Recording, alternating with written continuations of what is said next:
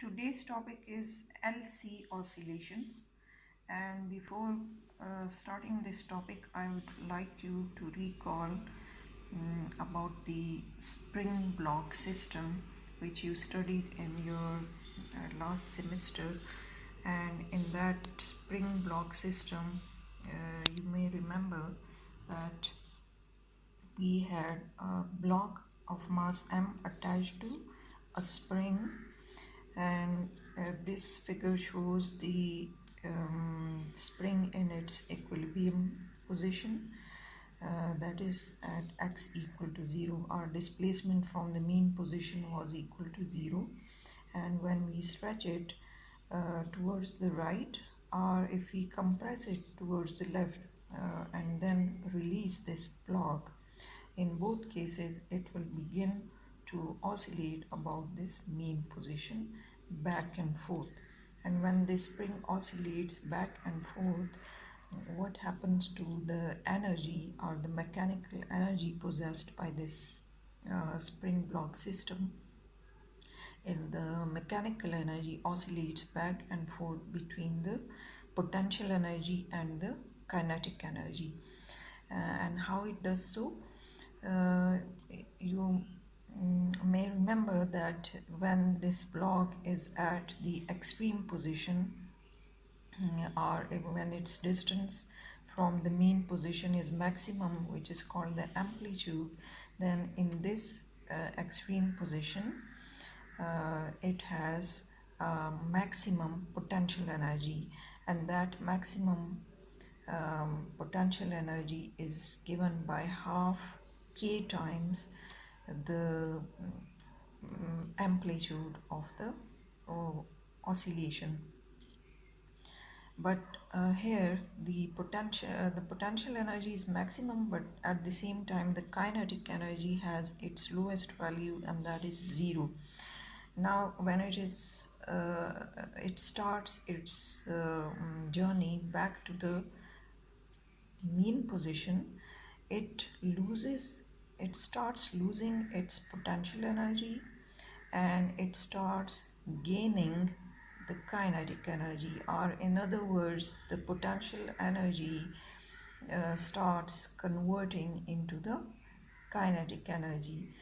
When it reaches the mean position, what happens? It has lost all its potential energy which it possessed in this position, and that entire potential energy is now converted into the kinetic energy in this position. So in the mean position the potential energy becomes 0, but the kinetic energy becomes maximum. And then when it continues its journey in the reverse direction, that is towards the left, then it starts losing its kinetic energy and it starts gaining the potential energy. And when it comes to the extreme position at the left, that is when it reaches minus x. Here again it has the maximum potential energy and 0 kinetic energy, and then when it comes back to the mean position, again it loses that potential energy and gains kinetic energy, and here again the potential energy becomes 0 and the kinetic energy becomes maximum. So you see, when this block oscillates back and forth, actually the potential energy and the kinetic energies also oscillate back and forth between the maximum and the minimum values. The oscillation actually means the rise and fall of the potential energy and the kinetic energies. So now, just like the oscillation of potential and kinetic energy in the block spring system, here we have LC oscillations, and by these LC oscillations we actually means the rise and fall of the magnetic energy and the electric energies which are stored in the magnetic fields and the electric fields of these circuit elements.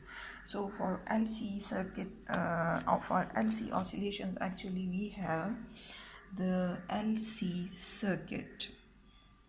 As you can see over here, we have an inductor in form of a coil, and there is also a parallel plate capacitor, and they are connected in parallel with each other. There is no source of EMF, there is no resistor, and when we start this process, we suppose that this capacitor has been charged to its maximum capacity. So here you can see the field lines between the plates of the parallel plates capacitor in the downward direction. And this is the situation at t equal to 0. Actually we are depicting, this figure is actually depicting the situation of one full period, and if you can see, it has how many figures? 1 2 3 4 5 6 7 8. So if you divide your full time period into 8 parts, and then in each 8th part you depict the picture, it will be like this.